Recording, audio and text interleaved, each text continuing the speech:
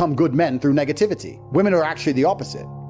Men who have been through a lot of pain are very kind. When I see a man who's been through a lot of shit, it makes you kinder. You don't want it to be put on anyone else. When women go through a lot of pain, they grow bitter and evil and mean. They don't grow kind. Men grow kind from pain. The worst men on earth are the ones who haven't had enough pain. Those are the arrogant pieces of shit people. You're supposed to suffer as a man. You're born to suffer. You're not supposed to get rich off a fucking stupid meme coin like that without doing any work. You're supposed to suffer. The whole reason God put men on this planet is to suffer. And the best men are the ones who suffered the most. I wouldn't be top G if I didn't suffer more than anyone else. You're a better man than everyone else if your life was a mess and it was a hardship, because you're not what happens to you. You are how you react to it. And the best men on earth are men who have had their parents die, their best friends betray them, their girl betray them, thrown in jail, their money stolen, stabbed, robbed. And every time something happened to them, they sat there and they looked in the mirror and said, what can I learn from this? How can I stop this happening?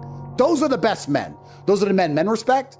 Those are the men women want. Why do women love scars? Look, they tried to kill him and they can't. That's why I want him. The best men suffered. You find a man who's never been through suffering and nobody gives a shit about him. Men don't like him and women don't like him. Men are no good without it. Lots of people are going through the world trying to get experiences, but they're so obsessed with getting the positive experiences that they never really experience life at all. People go through life and they say, I want to make money on a crypto coin, and I want to get rich, and I want to buy a Lamborghini, and then I want to get a beautiful girlfriend, I want to go on a boat in Miami, and all this positive, but there's no light without dark. You could do all of those things and you'd still be miserable if you didn't experience the dark. If you have not experienced true misery and pain, you'll never ever be happy. So if you're going through life as a man and you're looking for experiences over comfort, which is what you should be doing, which is what the great explorers of the world have always done, because they weren't looking for comfort. Comfort's at home. Experiences out there. All the sailors, all the warriors, they were looking for experiences. I love the negative experiences along with the positive experiences. I love jail because it's an experience. Is it a bad experience? Sure. But then my bedroom is beautiful once again, like it's never been before. How was that first sleep back? This is the point.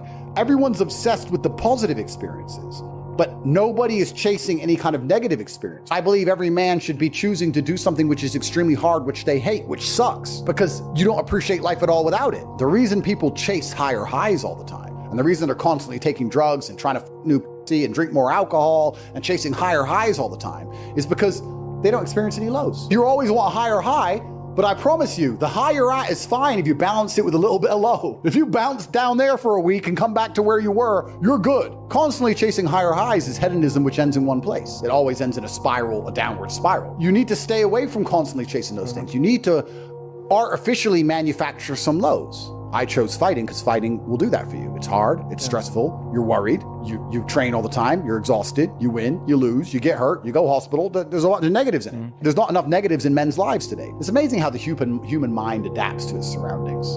In some ways it's stressful, but there's no light without dark. In other ways, it's not very stressful. As a man, there is no easy life. If you're looking for an easy life, you should have been a girl. You made a mistake. Your life is not about being easy.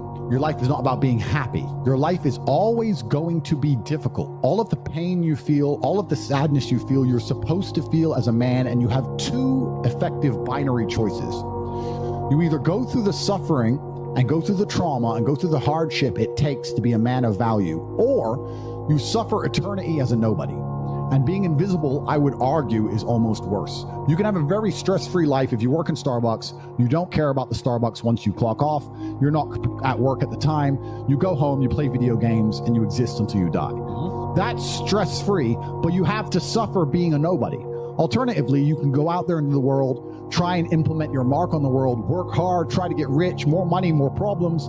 You can try and start a business, the stress of that. You can lose your girlfriend because all you're doing is working. This is a new level of stress, a new level of trauma, but at least you'll be a somebody at the end of it.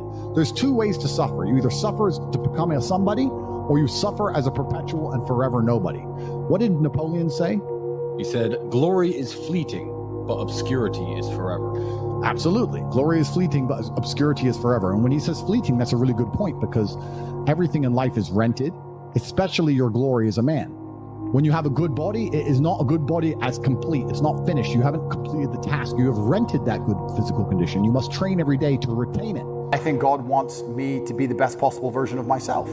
I think that God dislikes people who are lazy. I said this to somebody once and he got very offended. I said, God doesn't like lazy people. God has created you and he wants to see the absolute best you can be.